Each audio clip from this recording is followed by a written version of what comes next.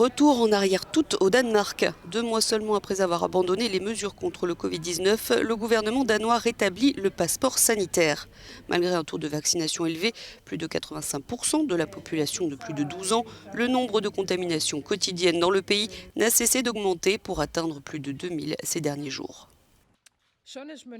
Les autorités sanitaires s'attendent à ce que les contaminations de Covid continuent d'augmenter dans les mois à venir, tout comme la grippe et d'autres maladies, ce qui signifie une plus grande charge pour les services de santé.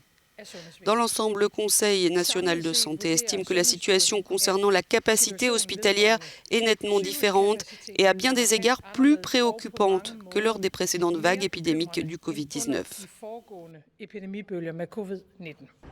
Pendant ce temps, la Suisse a lancé une campagne à grande échelle pour inciter davantage de personnes à se faire vacciner contre le Covid-19. L'événement se déroule jusqu'au 14 novembre. L'objectif est de convaincre davantage de réfractaires et d'augmenter ainsi le taux de vaccination du pays, qui avec seulement 61% de vaccinés est un peu à la traîne par rapport à la moyenne européenne.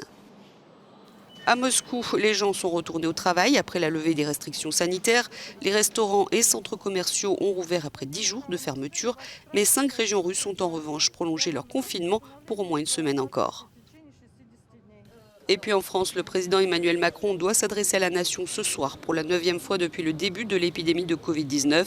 Les hospitalisations quotidiennes étant les plus élevées depuis août, il souhaite promouvoir le rappel vaccinal face au rebond épidémique.